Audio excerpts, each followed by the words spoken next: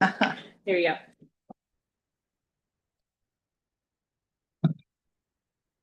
We're live.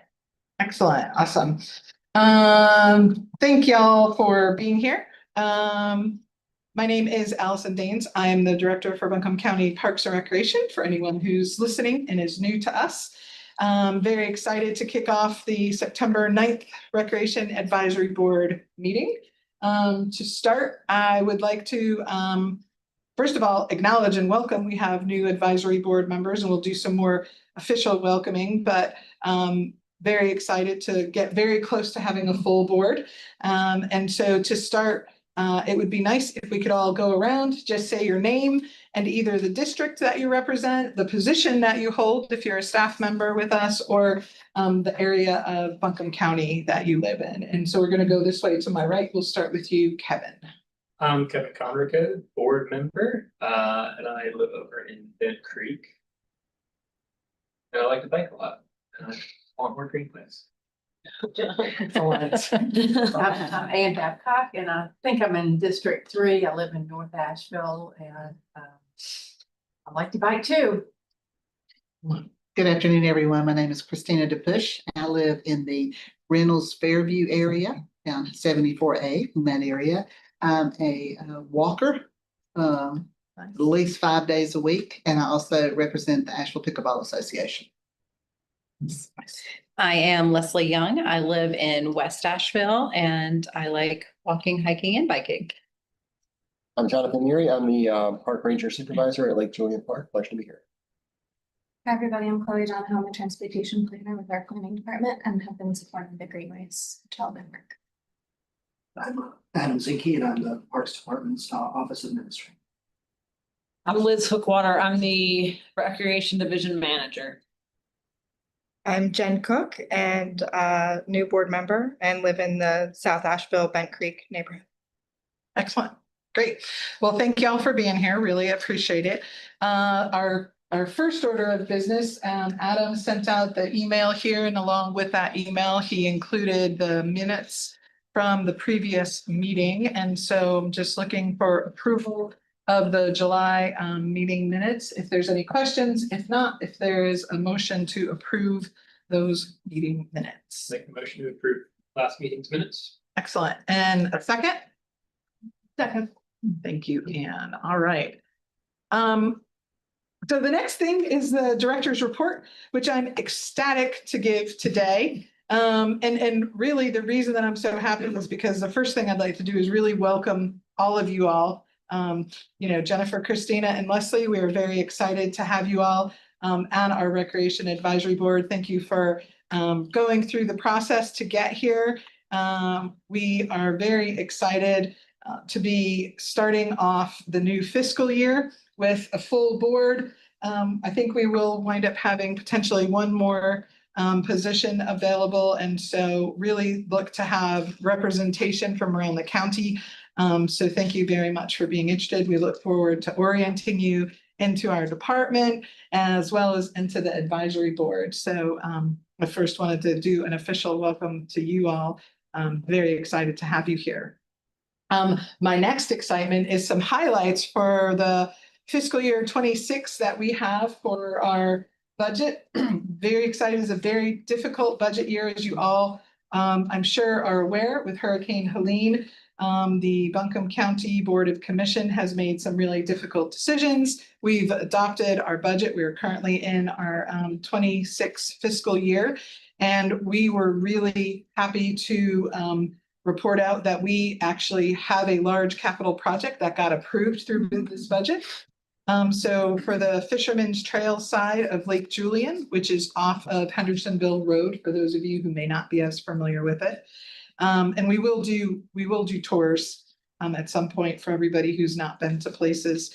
We're going to be getting a new restroom building over there. So we're very excited. That restroom building is over 50 years old. So we're very happy to have that. Another thing that we were excited about, we do what's called one-time asks. And we've got a sum of money to install safety guardrails at our parks. As you can imagine, with Hurricane Helene, there's been a great deal of new open space that has occurred within our park areas. And in order to keep patrons safe and cars in locations where they should be, we'll be putting up some new safety guardrails throughout our park system. So we're very excited that those things got approved. We also have more than doubled the River Park allotment in order to help bring new amenities to our river parks and do some additional cleanup that's been happening. So we're very excited for those highlights in our budget. The other thing that I want to make you all aware of is there are several plans that are occurring throughout the county right now. I will go into the master plan for the Parks Department a little bit later, but I did want to highlight right now as part of my report that we are currently working on what's called our business plan. So each department within the county has their own business plan, which tie into the overall strategic master plan for the county, as well as the Hurricane Helene recovery plan and the preparedness action plan. So as a result of the hurricane, these two plans have been developed, and we'll be developing goals to meet the goals and tie into the goals of those plans. And so I can tell you that we're working with what's called strategy and innovation, and I'll probably have our strategy and innovation representative come to the next meeting to talk with you a little bit about plans, so that you have an understanding of what these plans are and how they tie into our operations. But an example of a goal that we're looking at and working on right now is like lead the restoration, redesign, and construction of hurricane impacted parks to ensure updated infrastructure designed for long-term resiliency and improved public access. And so these business plans are 2-year plans. So one of my goals will be to have our most highly affected parks, Owen Park and Hominy River Park, for example, under construction for redesign, and then moving forward with that. And so those are kind of examples of some of the goals that we're working on. We'll make sure as we get those developed that we talk with you all, and that we get you plugged into areas of interest that you have. So wanted to make you aware that business plan is a 2-year plan. So it's really meant for short-term goals to help keep pushing us forward, which I'm excited about. With that, I want to move directly into a park status update, because I'm very excited about where we are with our parks. So for those of you that were not, oh, wait a minute. Did I go? Before I get into that, we've got people. I'm moving and shaking. I told you I'm a little hyped today. I think it's now is a good time to take a moment. We went around and introduced everybody. I would like to acknowledge this is Jonathan Neary's first Recreation Advisory Board meeting. He is our new supervisor over at Lake Julian. Jonathan, if you just want to tell us just a little bit about where you came from, that would be great. Yeah, absolutely. So I'm new to the county, but I've been in Parks and Rec for 17 years. My first 10 was at Suffolk County in Long Island, New York. And more recently, the last 7 has been with the city of Asheville. So I know the community pretty well, and I'm really excited to kind of have a new role and explore some new parks and get some feedback from y'all and see where we go from here. Okay, thank you, Jonathan. Jonathan's hit the ground running. He's is already dove in, hands-on, getting to know staff in the park. So we're excited to have him. I also, again, want to reintroduce to you all Chloe Donahoe, who is actually with the planning department. If you want to just tell us a little bit about what your position is and how you come to us now. So I do transportation planning along with my coworker William High, who is our lead transportation planner. And we do a lot of things. Our biggest program is the Mountain Mobility program. We've seen the community transportation buses driving around. So we manage the compliant federal and state compliance for that program, and also pay our operator and basically make it happen. And then we also are doing a pedestrian plan right now, it's kicking off. And so that'll be tied to the Parks and Rec master plan and tied to the recovery plan for the county. It's kind of part of this big process, but we're looking at pedestrian infrastructure gaps and how to basically creating an inventory of those so that we can get them in future plans. And then, yeah, so I've been helping Allison since Thomas left, who was the recreation Principal park planner. principal park planner. And that was in May. In I May. think. So we've been just basically the last 6 months have been focused on how to get back into the work since the hurricane and assess the damage that has happened as a result of the hurricane and figure out how to move forward. So I'll give an update, I think, in a little bit about the green. You can jump into that right now. Okay, great. So we have 3 major greenway projects that are funded. Since a lot of you are new, I'm not sure how familiar everyone is with like where these greenways are. So I wrote down kind of some directional. So the first one is the I guess the Woodfin Greenway Blueway is like the big project. And then there's 2 segments within that are greenways. The first part is along Highway 251. It goes along Riverside. It starts at Broadway Street and then goes all the way up to Elk Mountain Road area. And so that greenway segment resumed back in June. So it was all the greenway projects were paused for a long time because NCDOT basically hit pause for all funded projects. That when they started it back up, we then worked with our contractors to figure out what was needed, to additional services that were needed, how to restart the projects. And so this segment was able to restart back in June. And some of the major updates are that we're looking at doing a termini revision, which basically means moving the end of the greenway, slightly reducing the end of the greenway. So for the northernmost portion, which encompasses the mill at Riverside and MSD's properties up at the top, those parts experienced significant stream bank erosion. I think I just went on to our GIS system and looked at one part near the High Five coffee shop. And there was 25 feet there and now there's only 18.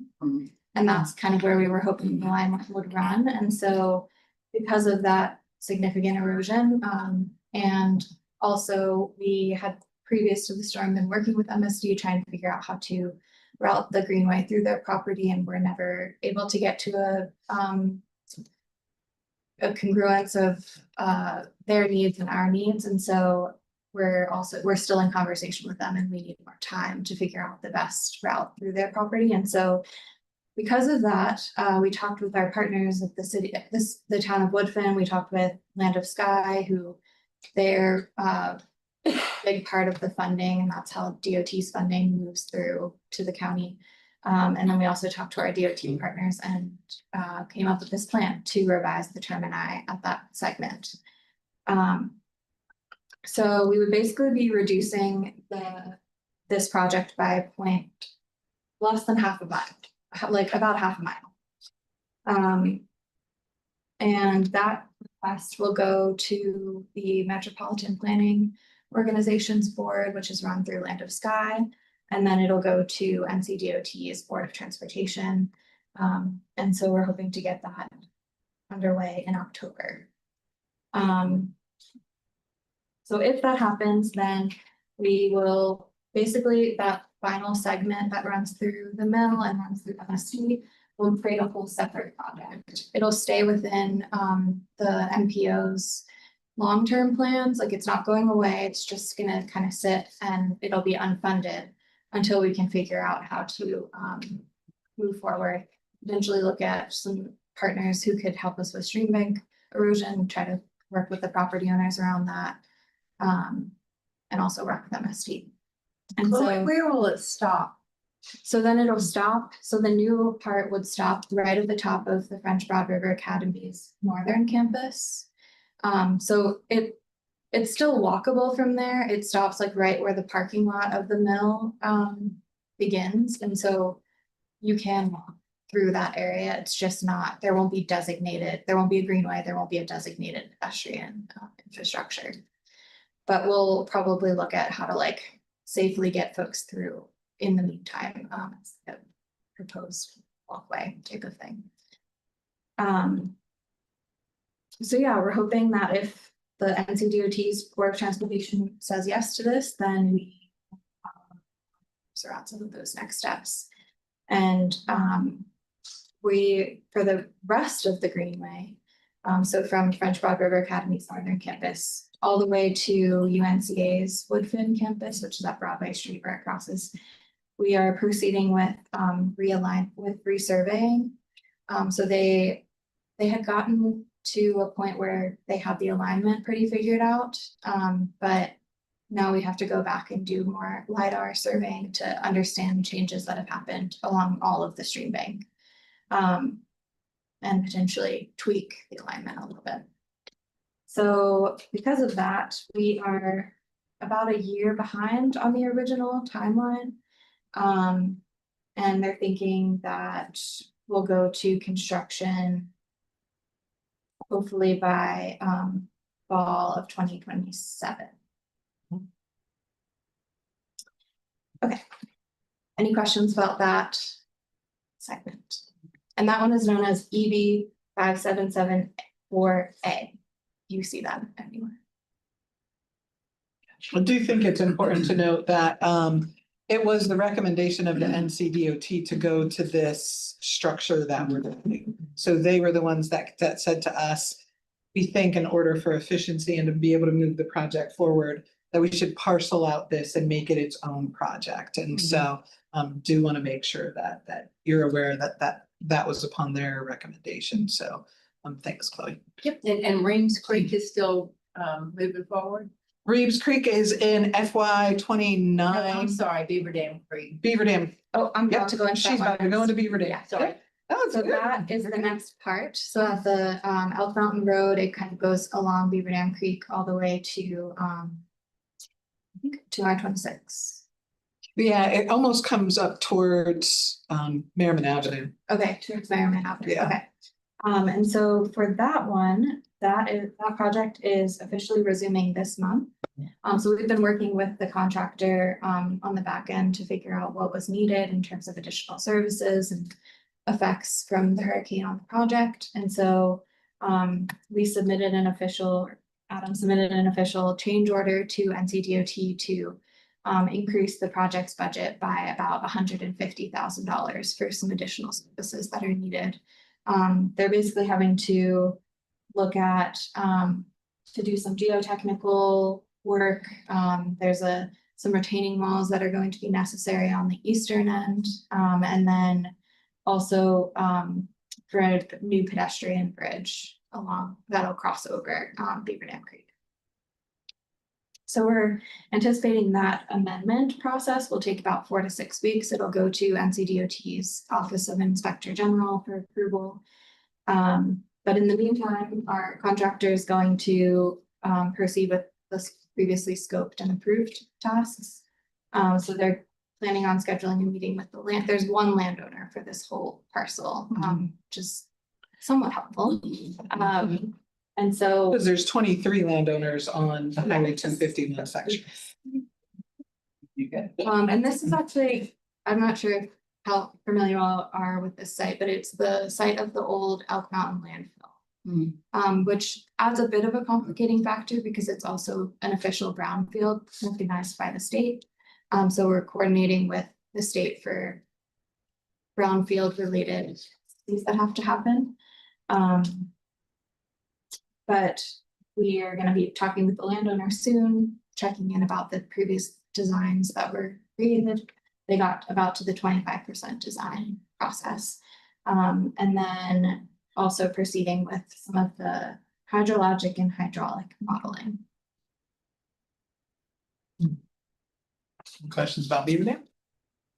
We're moving and shaking. The completion date, that did not get pushed back for Sorry, what was that? the completion date of the Beaver Dam. work get Yes, pushed so I back? do have that schedule, proposed schedule, so. It looks like they are anticipating final design won't be done until the second quarter of 2027.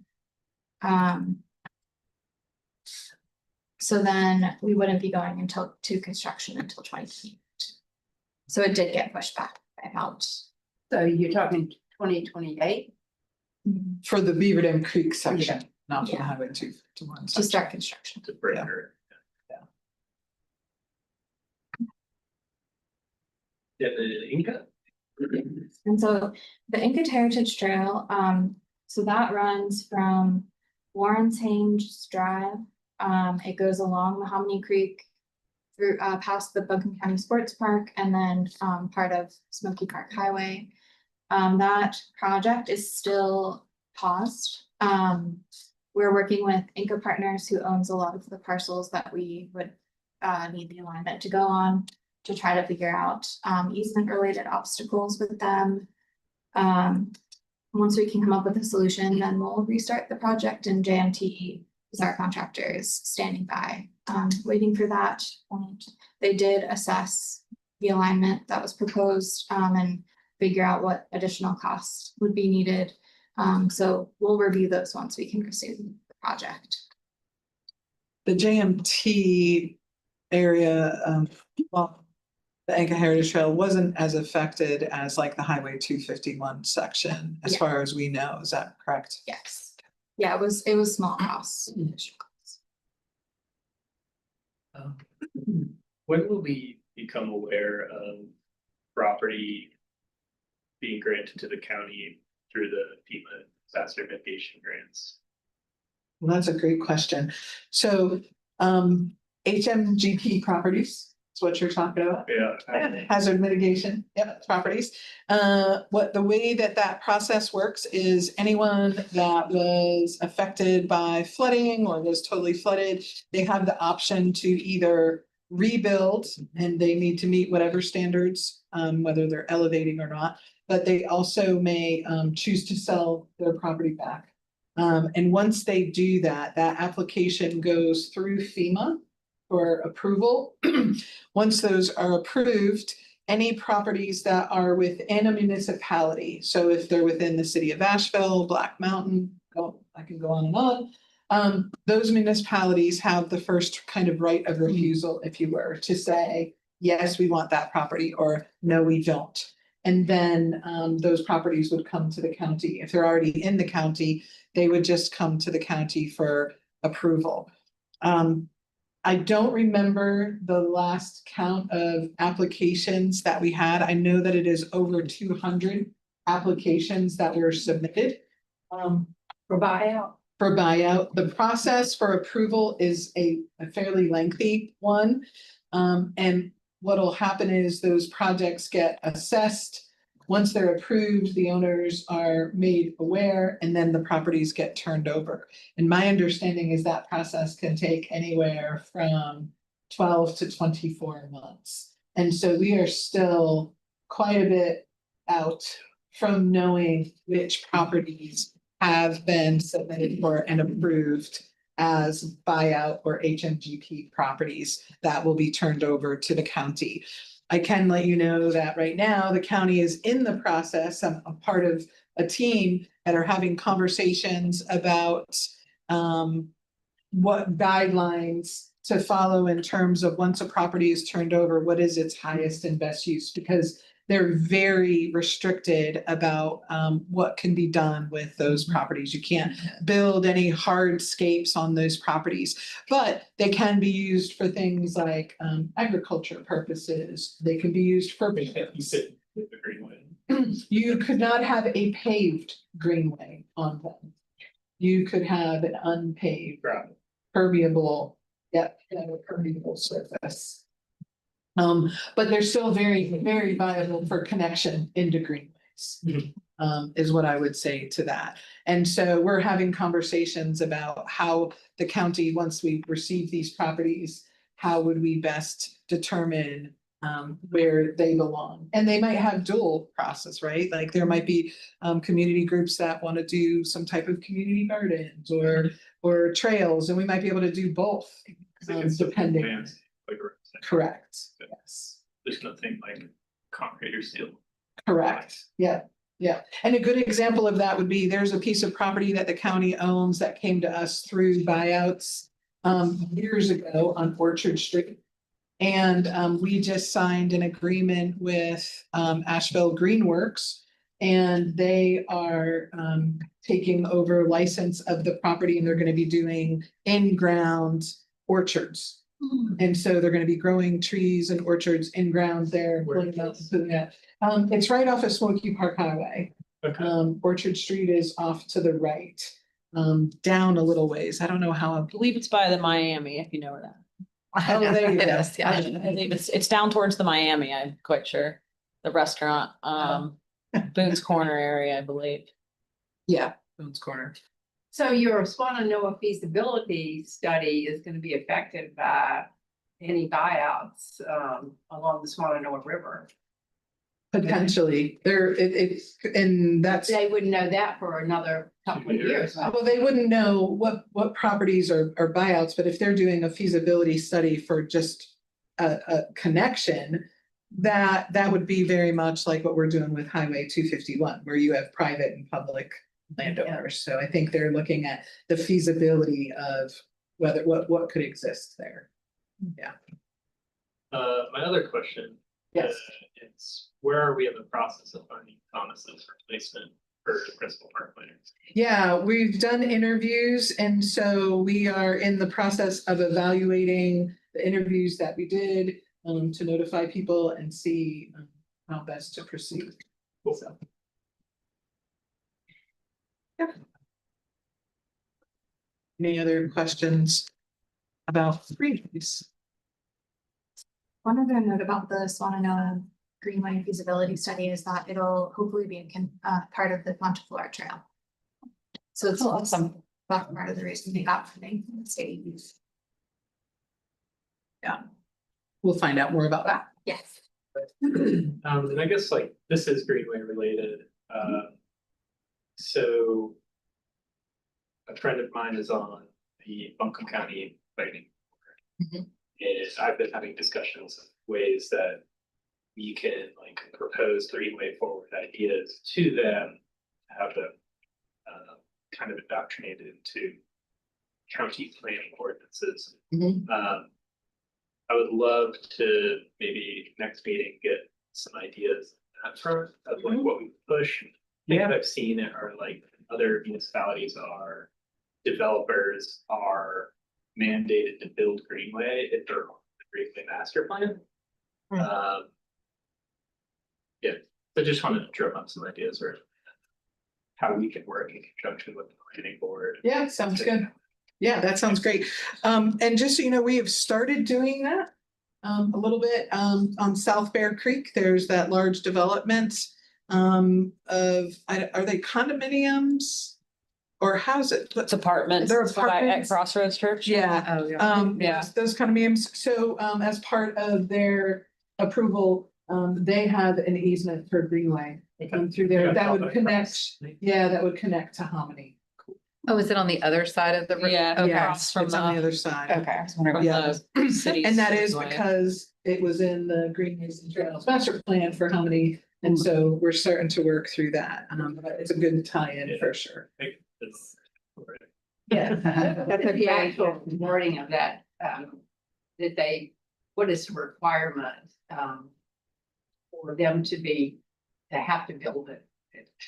Well, yeah, so for Is there an that one, either or, it's or- an easement, it's just a negotiated easement that you have with them, and the requirement was that they provide the easement for The it easement to the rather than county, building. and that they build the initial, and then they put the specs of what they build to make the connection. So in that case, it's both. And that's usually how those development easements go, is you ask for the easement as well as for them to build that portion of the connection as part of their development. That will be true on Perry Road as well. On Ferry Road, it is a little bit different because there's trails that are going through there and because it's a county project. The TDA already. Right, and There's already an easement. there's already, Not right, we necessarily- own yeah, that property, but so not we don't need, Requirement to build. right, in terms of, right, because that's county property, and so we were working on the Ferry Road kind of greenway that you're talking about, and that we have put on hold right now, because of all the other projects that have been going on. And so, but the ferry project, the Ferry Road development in and of itself is a whole different project adjacent to the greenway. And so as that development comes in, there are tie-ins of trails and greenway into that development as well. How did you go about getting the? Go ahead. I just wanted to chime in about specifically planning board and something our planning department is working on right now is the Swananoa Small Area Plan. Yeah. And that's an important tie-in. They're gonna have some more community-wide. Right now, they're kind of going into a steering committee, reviewing 2 different polls that have gone out to the community. And they're kind of leading the charge, the steering committee is. You can find their meetings on engage.buncombecounty.org, but that is a group whose work will then go to the planning board, ultimately on to commissioners for approval. And you can think of a small area plan as sort of the comprehensive plan, right? Covers the entire county. And then there were certain areas, and there were 8 of them identified that were sensitive areas that would need an additional look for how we need to plan in those areas. Swananoa rose to the top of that list after Helene because of the extensive damage. But it's important to know that that's sort of the next big land use initiative where these kinds of ideas can really be brought forth in that way. So pay attention to the Swananoa Small Area Plan. Emma community will be next. But those 2 are important to kind of get plugged into. And again, that work goes straight to the planning. So there's a lot of crossover there. Thanks. Any other questions or comments? I was just gonna ask how you learn how to get a developer to do that. Like, was it just a conversation or? It's a part, actually, Chloe, do you, it's a part of their development, right? It's a part Yeah. of their, It's part of the conditional zoning Right. process, Right. process, and I guess the mandated part of it is that they're like milestone they had to reach. They had to get the easement agreement completed and filed. Receive their certificates of occupancy, and so that's the motivator, I guess, on the developer's end. So, yeah, that was kind of an interesting case study. And I just noted that maybe we can have one of our long range planners talk about it at the retreat or something in the winter and explore some of that. Yeah, I might mention too that the head of planning and zoning board for the county is Nancy Waldrop, and she used to be with Connect Buncombe. Okay, So she's excellent. very, Yeah. yeah. Good. Guess we just gotta like always be floating good ideas and pushing for them. Yeah. It's not to go somewhere else. Oh, that's how you do it. That makes a lot of sense. yes, it does, for sure. No, we're excited. We know that this community loves our greenways and trails, and we know that they've been highly damaged as a result of the hurricane. And so there's a lot of conversations that are being had internally with external partners. We're really are starting to look at when development come in and developers. We're having conversations with the city of Asheville as well as how those types of things can work as developments are happening. So appreciate the conversation. I think it's a great idea for a retreat to have a long range planner come in and talk about some of those things. Anything else on greenways? I love it. It's good Is there stuff. any agreement master plan with the? Mhm. Yeah, so the master plan is it's the overall Parks and Recreation system-wide plan. And then you've got the Greenways and Trails master plan, and then we also have an open space plan. And just for people that are new to this, why 3 plans, you may ask? Funding is why 3 plans. Many grants and funders require a designated plan. So even if you have an overarching system-wide recreation master plan, if you have greenways as a part of that plan, it doesn't meet the requirement of a designated greenway plan. And so that is the reason that we have 3 different plans that are coming up, because it casts a much wider net for funding opportunities, as well as the thoroughness of the documents as well, because you can really dive into those documents. And yeah, I do have, just because we're talking about it, no, it's a little bit out of order. I hope that's okay, everybody. What you do have in front of you is we have restarted the master plan. Obviously, it was on a hold for a little while. And currently, there is a brief survey that is up.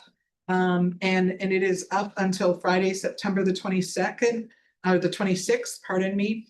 And you can go to this QR code, and there's like 4 simple questions that we're asking people to revisit. So for those of you who are not aware, our master plan was very close to being done. September 28th was the meeting where we were going to go into community to say, here's what we heard, because almost all of our information had been gathered. And then the hurricane came. And so the positive of that is that now that the hurricane has occurred, it's giving us an opportunity to go back in the community and say, hey, our landscape has changed. Our community priorities have probably changed. As a result of that, here's where we were with the master plan. What are your current priorities now, so that our recreation master plan is current and reflects the effects of the hurricane, the topographical, geographical, and just community needs. Where once upon a time, we may have thought we had enough of this, and now as a result of the hurricane, we do not. So please take this out into your communities, put it up, ask people. Like I said, it's a very quick, it'll take less than 5 minutes to do that survey. I'm going to be sending this out to all of our stakeholders as well to share with folks, so that people can just give their input of what their new priorities are, so we can add that to the master plan. And I do know for a fact that HMGP or buyout properties will be a part of that. And even though we don't have what properties we will have, the idea is what are the requirements, or what are the key things that we think exist in properties that can create good open space and or connections with trails and greenways. So I'd be curious, it might be a little bit in the weeds, that we can get kind of community responses around like ways to increase the budget for Parks and Rec, as far as like, I don't know, anything as drastic as like creating a new sales tax in the county, but like openness to increase property taxes to fund. Or maybe just allocate more of the county's funding that's already to Parks and Rec. Because if we can get some like survey response that the community members on Parks and Rec are gonna have a bigger footprint, then we can go to the commissioners. sounds good. How shiny this is. For sure. And it's interesting because Angelica mentioned Swannanoa small area business plan. And small area plan, thank you, small area plan. And they're asking about amenities and things that community would like to see. And I know that parks and greenways have been in their top 3. And so so yeah, so definitely. Parks restoration, replanting of trees, and stream bank stabilization were part of our top 10 recovery priorities in our Vision Survey round 1. So we're hearing that, and when you cross that in certain communities, you really see the restoration of parks. Depending on where you are, and how hard they were hit, you see that response. Yeah. When the Army Corps using like so many parks as like lay down yards, people all of a sudden, even if the park wasn't impacted. Yes. closed. Yeah, for sure. And so that's the master plan. That is kind of the master plan update that I did just give you, kind of rolled into it from the greenways. But I want to roll now off of what you just said into the park status update. And I'll actually start with, so we did have a lot of sites that were used as debris sites as well as poles, temporary offloading sites. And one of the exciting things that's coming to fruition right now is Cane Creek Park. That field, those soccer fields were used as a debris site. It has closed as a debris site, and we met with the US Army Corps of Engineers as well as Ashbrit, which was the subcontractor that did a lot of that removal. And they have regraded and have just about finalized resodding Cane Creek soccer fields. So I'm very excited for that. They're resodding it. They're also putting up new fencing, which was really great. Originally, they had talked about just overseeding it. So we had a lot of discussions that process would take. And so Ashbrit came forward and said that they were going to go ahead and resod it. So I'm very excited to see that project come to fruition. And hopefully those fields, it's one large field that can be turned into 2 or 4, depending on how big is needed for the age group. But it still is going to need like another 6 to 8 weeks because you've got to let it cure and sit and take root. So very excited for Cane Creek Fields, and that's where we are there. 6 out of 7 of our river parks are open to the community. The one river park that remains closed is Alexander River Park, and that's because Alexander River Park sustained a great deal of land loss. You used to be able to drive down into Alexander and park and get in. And we lost about 6 to 8 feet of stream bank there, river bank there. And so we've been having conversations with FEMA in terms of funding potential and how we can move forward with the restoration of that stream bank and get it moving open. There's several different funding sources that we're looking into, but that project is probably still at least a year out, based on the collective of trying to put some of these projects together in order to get things moving. And so excited about the prospect of Hominy River Park, which is open, but the peninsula is currently closed. We did put out an RFQ, or request for qualifications, out into community, and we had responses. We're currently in contract negotiations. We are hoping that those contract negotiations will be finalized by mid-October, and that is for the engineering and design of the peninsula to redesign the whole park there and create an accessible entryway into the French Broad River, as well as what a connection further down the road to start thinking about connection of the Hominy Greenway, because it's scheduled to go through there. So we're like, well, since we're already building this piece of it, let's at least get that part of the Greenway farther down than what's currently there. Are you talking about having it curve back on the creek? Yeah, well, so yes, so it'll curve back along, and I recall there being something along the lines of like that road not being safe. yeah, there's a lot of issues with it. I didn't say this was easy, Kevin. Yeah, no, I just something's coming to mind, like the that waste transfer plant, like didn't, like there was an access issue. There's some issues. We'll be looking at access into part of Hominy Creek River Park. We'll be looking at access in and out of that location, and how it encompasses with the transfer station as well as park users. Is the old bridge gonna be considered? That is outside of our scope right now because it's not our property. So right now we're just staying on our property because this is part of the. I know. Yeah, that belongs to the city of Asheville. So what I'm talking about is county property and what we have control over right now. Small steps. No.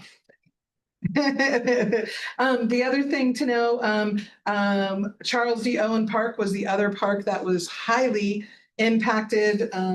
I tell people the Swannanoa River came into the park by approximately 45 feet. It wiped out the 2 ponds that were there, as well as the walking path. And so we are in the final steps of contract negotiating there. I hope that we will have a finalized contract by the end of this month.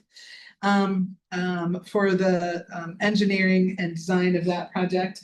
I've been in contact with fans, the fans group, friends and neighbors of Swannanoa, as well as the Swannanoa Alliance. We've been having conversations with them, and so once that goes through, we'll ensure that there's a large community engagement piece for what the redesign and redevelopment of that park looks like. So moving forward with that, and very excited about that prospect. Another area that is closed is Carpin Field remains closed right now. So Carpin Field was it's on Reems Creek, for those of you who are not aware. And Reems Creek came into it. There was a walking path around it. It washed part of the walking path out. And so when you drive by, the field looks pretty good, right? And people are like, why is that field not open? Well, because the Reems Creek came in and took out the walking path, which we do have surrounded right now, so people can't fall into it. But what we need is an engineer to go in and make sure that the water hasn't undercut the field. And so even though the field looks decent, we don't know that the water is not under that field. And once you get a bunch of children and adults playing soccer on it, that it doesn't fall out. And so we're working to get an engineer out there to assess it, make sure that it's not undercut. And if it isn't, then we'll do the repair for the walking path and open that. And hopefully that's only several months away. We're hoping that's like 3 to 4 months away to be able to open Carpin. Other than that, all the rest of our parks are open. We're very excited. We have put an ask into the Tourism Development Authority for additional funding for turf and lighted fields out at the sports park, fields 3, 4, 5, and 9. We did get an initial $4 million grant from them to initiate that project, which we have. We are waiting at the end of this month to get bids back. So that is, we are very close there to starting. And hopefully we'll hear from the TDA the funding prospects, the additional funding, because as you can imagine, additional funding is needed. It's been a while. And with the prospect of the new state of how goods are coming and going into our country, prices have gone up a great deal. And so we're still looking forward to being able to bring those turf fields on for the community. Construction is expected to take about 8 months from the point of our accepting of a bid. And so we're really looking forward to being able to bring more turf fields into our community, because we is highly. Any questions about parks? Specific. Okay, I've talked a great deal. There's one last thing I have to say, and then I'm going to turn it over to Liz. There are a great many commemorative events that are going on, honoring where we are, where our community is, Hurricane Helene, the after effects, and the county is doing a great many support of events.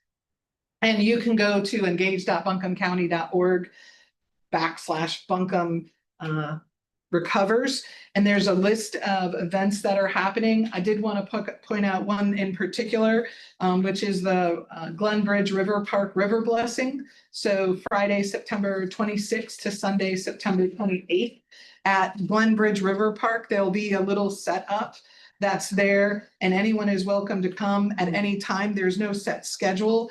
There'll be like a little display where there'll be opportunities to offer a blessing and toss flowers into the French Broad River at a time that works for people. And it's just kind of a time to go there, reflect, and have a moment if you choose. And so that's for that weekend. We'll be supplying the flowers while they last to be there, to be able to do that and encourage folks to kind of get out and kind of honor the point at which we're at with our rivers.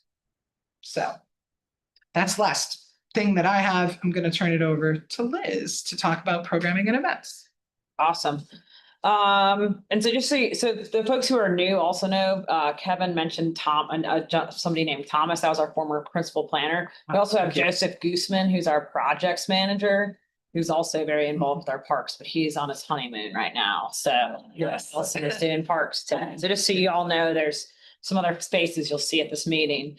For programming and events, with the fiscal year ending, I wanted to give you some number updates, for visitation activity numbers, but also for programming events, just kind of how things are going and what's happening. So if you're not on the newsletter, I'm gonna go ahead and add you all to the newsletter. Is anybody here not on the newsletter? Perfect. So 2025, we had a great year. We added a bunch of new things. We added 2 new PRN staff that Allison mentioned in earlier when we were chatting in the fall. And so with those 2 staff, we were able to do a lot more this year. We had a fishing club that was new. We had winter warm up, a spring festival, 55 plus club, Swannanoa Family Fest, a bike rodeo at Pisgah View, and we've increased our community outreach and recreation experience program, also known as CORE. And looking ahead into 2026, we're going to tweak a few of our current events. For example, our campouts tend to be are in the summer in June and August when it's really hot and there's often thunderstorms. So seeing if we can tweak those to just improve the experience. We'll also be adding a disc golf club. We added French Broad River trips with Mountain True the last half of the summer here. We have our final one coming up on the 12th, which is this Friday. We're doing Bent Creek to Hominy. So that's been a really great activity for folks. And then we do a kids fishing tournament. We're looking at adding an adult tournament in next year. So excited about that. And I'm jumping around. Right now, what's happening is we just had our bike rodeo at the Buncombe County Sports Park this last Saturday, which was a great success. We added a bike parade and bike decorations this year. We typically give away free helmets. So we did that. This weekend, we have a fishing tournament happening. Our fishing club is wrapping up Thursday, and then we start a new adult disc golf club on Thursdays starting next week. So I'm really trying to utilize the resources we have in the county. We lab for our county Parks and Recreation Department indoor space. So we have a lot of great outdoor spaces. So we're really trying to utilize that space. And then our core program is at Big Ivy for September, October, and November. They were hit really hard by Helene. However, their grounds have been cleaned up and are in a place where we can go up there. So we go up there Tuesdays, 3 to 5 p.m. Caitlin and Frank, who are program assistants, go up there. And they also, I believe, that's the day of their market. And so good things happening up there on Tuesday afternoons. Let's see. And then in October, we'll have Halloween. And then we'll have Festival of Lights coming up in December. Those are kind of our high level events that'll be coming up. And I'm just going to pass these out and I'll kind of talk about it as it's going out. So that's programs and events. But in terms of the activity numbers, if you actually turn the page over, so we'll keep going with that for a minute, you can see for both events and participants, we really increased them for fiscal year 2025. So that's really exciting with those new program assistants. Allison mentioned the budget previously. One thing to know with the budget is that, so we were on a hiring freeze for most of fiscal year 2025 after Helene. This fiscal year, we're able to backfill empty positions, but we're not able to add new positions. So we had requested initially new positions, but unless they're kind of emergency required positions, there's no new positions in the county this year, just so y'all are aware of that. But really excited what we did with our staff. We have a small but mighty program team. It's actually our 2 PRNs folks, myself, and a program coordinator. And then we also incorporate some of our park staff as well, who lean in, of course, and help out. So yeah, events and participants really increased in fiscal year 25. So that was exciting. And then on the other side, just want to point out, kind of the use that our parks and pools are getting. And so I cherry picked the pools in Buncombe County Sports Park because those have been the most impacted locations post Helene. So our pools, you can see year over year, our visitation is increasing. I did So we often track numbers by fiscal year. However, when it comes to pools, it can be helpful to look at the calendar year. And so if you look at the calendar year, you can really see in 2025, we increased. We also had a lot of thunderstorms this summer. And so the pools, my gut is that the numbers would have been higher, but the pools closed early, or were closed for several hours on a good number of days this summer. And we all know, I think City of Asheville lost Rec Park Pool, so that impacted that. Big Ivy's pool was impacted, that likely impacted North Buncombe. So lots of things going on there, but pools, I imagine, will continue to be in high demand moving forward. We got a lot of requests for lap swimming, with Rec Park Pool going down, but none of our pools have lanes and are not really built for lanes.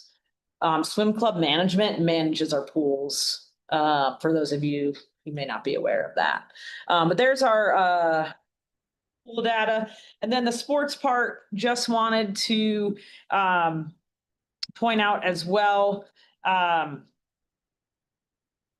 JBL was damaged, closed due to Hurricane Helene. They are gonna, sounds like, start rebuilding it this week, I believe, and are hoping to be back up and running down there in a few months. But you can really see the visitation at the sports park has increased and will continue to increase.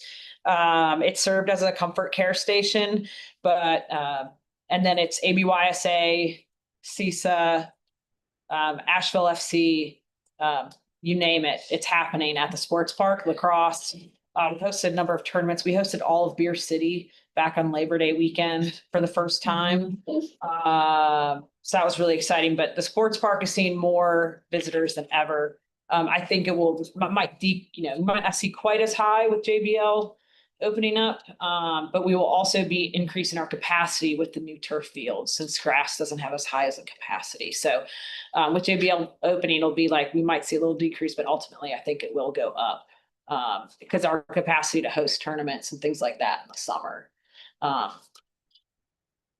But that's just want to give you an idea of the numbers. If you have, or if you're interested in any other numbers, feel free to reach out. That's kind of high level numbers from fiscal year 2025. No, I'd just like to say that going back to Kevin, I think these increasing numbers are numbers that we can use with county commissioners for increased funding. I mean, it's obvious that more is needed because there are more people. For sure.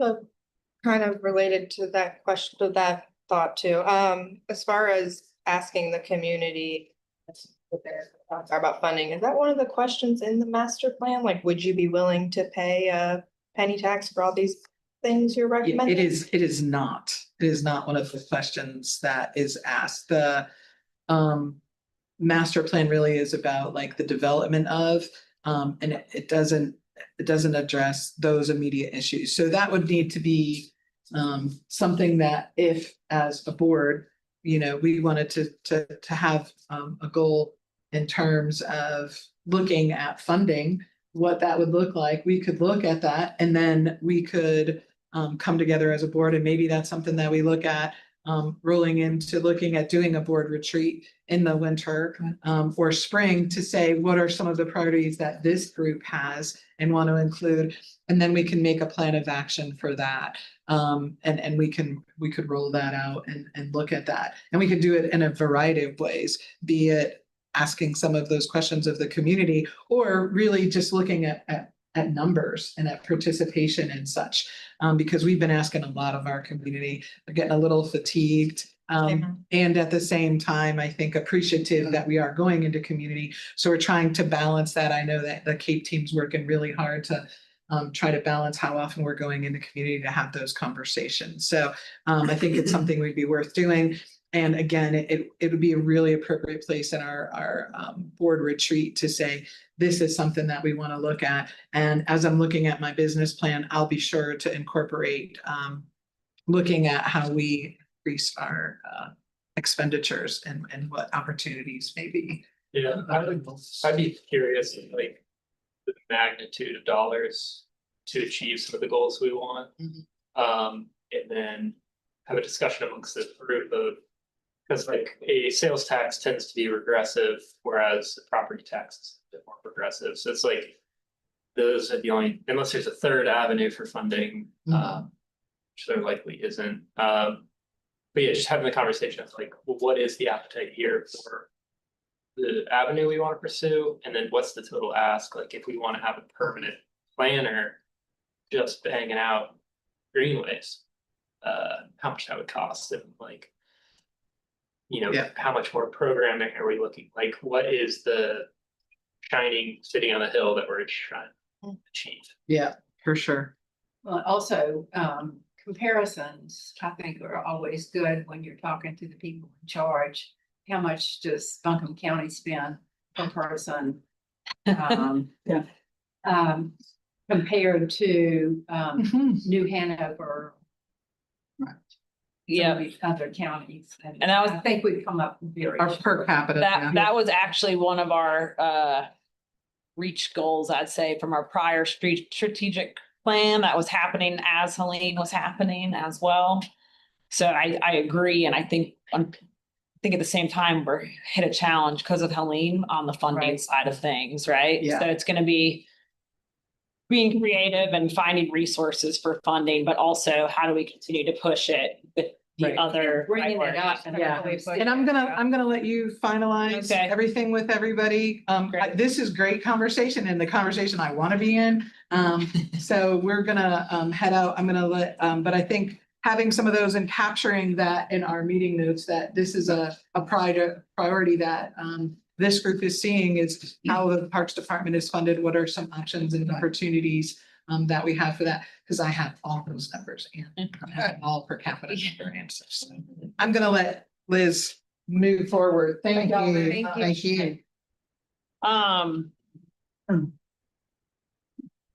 think those are all great questions. And I think I don't want to move too far ahead. I want to talk with Allison, but I think just the way we've talked, I think there's some ways we can continue to make the board more like proactive and versus us reporting out. So I've got some ideas, like that might be we send the report out to you prior to the meeting, so you have all this information, spend the meeting talking versus us having to give you the information. When you can ask questions prior to that, so we can actually bring you Or like. data If to the meeting. there's like an interactive Google Doc where we could log our questions and different board members could Yeah, have qualifiers in there. And Yeah. that way, because like these, man, I could be here all day, just. yeah, I'm like, sure. talking No, about yeah, it's hard so- to hit it all in one hour for sure. Yeah. And I think those are all good things we've spoken about today and asked questions about. So I don't want to be the wet blanket on that suggestion, but open meeting laws Oh, yes. don't want to work on a document simultaneously. It might be better if you chose a point person from Parks and everyone had their questions or data sets emailed individually without copying the group. But if all of you are on a document at the same time, It technically, constitutes a meeting. that's a meeting. Yeah. Mm. So just be aware. Interesting. I sit in a lot of board. Thank you. No, that's great. And I think that brings up a great point. Like, I think we, I think some education around the board itself. I sent all the procedures to the new folks. I think probably doing a procedure reminder for everybody would be good. That said, we also need a new chairperson for the board. So I think we'd like to maybe look at trying to pick a new chair at the November meeting. So we'll send more details on that, but I think that is something. So Allison, like, she's running the meeting, but really it should be the chair running it. And see if there's other positions as well. And how we can utilize the structure of the board better. Before I get I'm gonna say the next meeting is November 11th in this room, except I think November 11th may be Veterans Day. I believe it is. So we're gonna probably have to What be is it? Veterans Day, so we're actually gonna have to move the next meeting. To either. Do people have their does the 12th work, Wednesday, the 12th? I think that would be fine for me. I know, I'm like, should be fine. And then the one thing on the agenda we skipped was the board updates, so if there's anything open forward to you all this this point? I think for the chair and vice chair, maybe send out an email, seeing if anybody wants to volunteer, or self-nominate, I suppose. Because if somebody had the appetite to do it, I think we should give deference. Don't shy away because it's already. You know, the one thing I would say is that if you're a person who participates in Parks and Rec, you know all about this. But when I look at the exposure in my life personally among my friends who probably are half outdoors people, half absolutely not, they would not have a clue of any of this.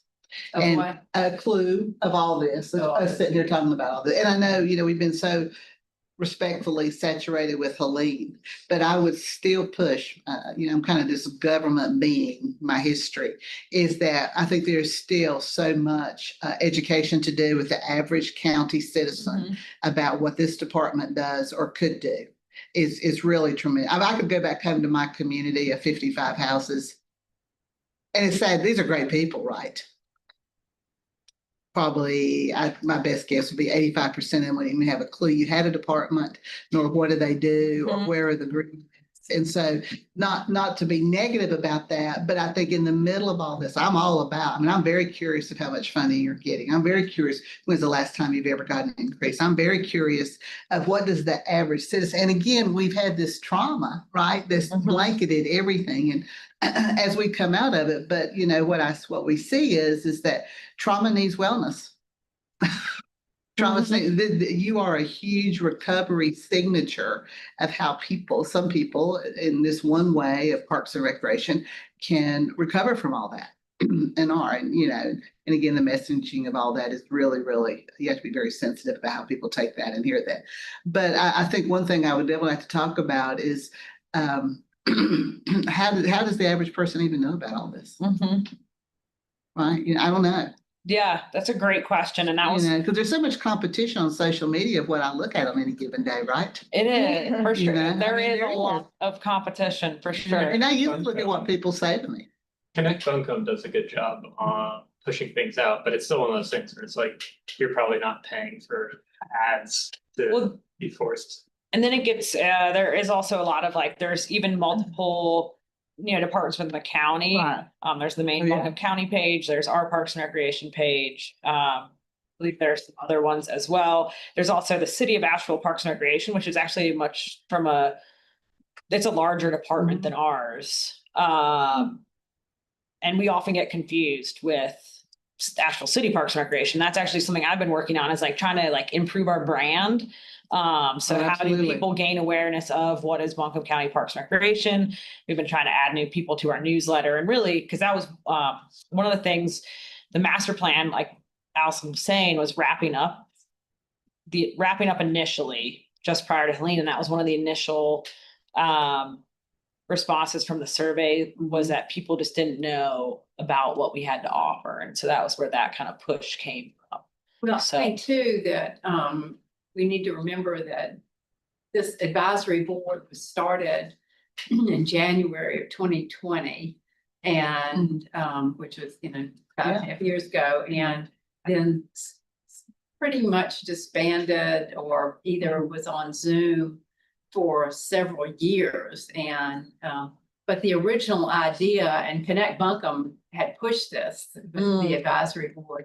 The original idea was for the advisory board to get information from Parks and Recreation and take it out to the community and get feedback from the community to bring back. And that was the original thought process when this was all formed. And unfortunately,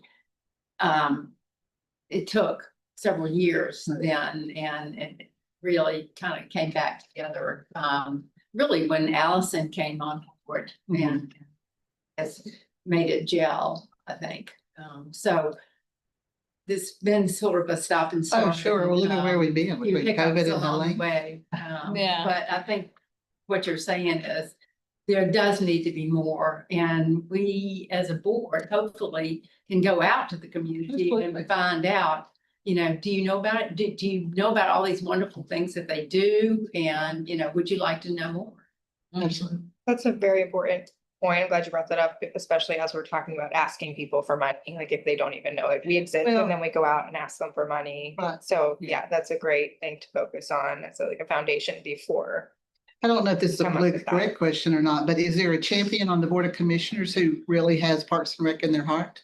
I ask this question at the city all the time, and we were able over the last 3 or 4 years to nurture a champion who ended up helping us get a bond and helping us do it. I was very involved in all that, but I'm just curious, and again, I mean, maybe it's inappropriate to ask the question, but we really need to know who are our champions, our leaders, our influencers, whoever that is, you know, in the city, in the county. I mean, we're huge, right? You know, there's a Terry, Wells Terry Wells. and Amanda Edwards. Is, very, in tune. Okay. With Parks and Recreation. okay, good. Yeah, and I'd say, each commissioner has, I think, been involved in Mhm. at some capacity. They're good at advocating for their districts, Okay, good. 100%. I'd have to go to Allison, to get more specific answers. I've actually only been with the county for a year, so I'm also kind of in the learning process, so. Well, you know, just That's good to great. know just Yeah. over time, you know, because that's your leverage a lot of times in Mhm. situations. You know, we can have a lot of great conversations and then, you know, who we're going to go really go have that private conversation with and eventually becomes a public conversation. And, you know, and also the community needs to know who those people are. So For sure. it's exciting. I would say for branding of and county parks, when you drive around town and you see the parks, even the name of the park is kind of subdued. Yeah. I bring this up because I grew up in South Florida as a kid, and it's like every single trash can on all 4 sides has the Parks and Rec logo on it that big, Right. you know, and when Right. like I've been on this board for 3 or 4 years now, and when I drive around, like I see the little insignia to know if it's city or county, but most people have no idea. They're just like, this is a park. I didn't know that Hominy was a county park, Mhm. to be honest. And not that like it's all that important, And but like yeah, you said, it's like if people don't know what we're offering, then we gotta ask for money. And they're like, well, No, I think the education is very important at many levels. Yeah. For sure. But yeah, what's the difference? What parks, what programs? especially as like we're rebuilding Hominy or like tripling in size with that peninsula. Yeah. And then it's like, that'd be a great time. You're gonna have a nice shiny new park and you're like, okay. yeah. Yeah, Well, I think too, a lot of citizens, whatever anybody thinks about Asheville as a whole, let's just say it's very positive, you know, with all what we've been through or whatever. I think people would think we had a much more well-developed and well-funded park system countywide and citywide. Because I think it was very humbling to me about to realize the budget of the city parks. It's like, oh my God, we got to go run help those people. We need to run help these people. right? yeah, I mean, really, I mean, seriously, you know. This is an outdoor recreation, like local point for the southeast. Absolutely. And yet, like we have Run. underinvested for. Right, for years, absolutely. I agree completely. So we're here now, right? yeah. Mhm. And I think, yeah, I think we're moving in the right direction already. One thing I will mention, I don't know if you all saw, but Deer View Mountain, I don't think we mentioned that today, but the county will be purchasing Deer View Mountain, which is maybe some folks knew as Spivey Mountain. So that will become a new park within about the next 3 years or so. So stay tuned for more details, but if you Google it, there's an article on our county website as well as in the Citizen Yeah, Times. I think it was in the paper last week. Yeah. Where are they coming up with the funding? It's an Orlip grant, That was the one from the state? believe so, yes. Okay, Yeah, it's a State or federal federal? grant, but it goes Orlip. through the state. I hadn't heard that we had gotten that. I I remember. believe we It was just received it. It awarded was last just year. awarded and I think the article just came out yesterday or the day before, so. That's 350 That- acres. That was part of it, but also the Southern Appalachian Highlands. Yeah, Conservancy I was also aware of all got Yeah. the funding. And I believe. Yeah. I believe we need to have it like open within 3 years Yeah. of purchase, I believe is one of the stipulations. It's- So that'll be coming down. So there will be, so then there's like the want funding and then there's the need funding for we're gonna need to staff the park, we're gonna need to develop the park. And that will be another exciting planning piece is the review in and of itself. That's a huge. A huge property, right? Yeah. It Wow. opens up to, And it has like a 270-degree view. It is- yeah, it the is- view, if you've never been to the spot, it's pretty beautiful. We'll, once we have ownership, we'll take everybody up there. I think I'm sure Allison would be up for that. That's something to know. And then, I think the education piece is important too. Just, I think there was a Citizens article, Times article that came out about greenways and them being pushed back and kind of understanding the reasons why they're being pushed back. Because folks can kind of jump to the conclusion Yeah. of where money's going and that kind of thing. Yeah, Citizens Times would be a good source to have on that as well, to get these out. But yeah, that. The Spivey Mountain Park will be awesome. Yeah. It's a lot of land, beautiful views. And it prevents people from building things up there. Don't have anything else. Will you Great, let thank us you. know, if the date has actually changed? Yes, I think we might send out the invites for like the next year. And then, so there's on everybody's calendar. So should receive one for the 12th. And then usually it'll be every other, the second Tuesday of every other month. But we'll get you an update out about that. Awesome. Thank you so much. Appreciate lunch. All right. Yeah. Any Yeah. motion to adjourn?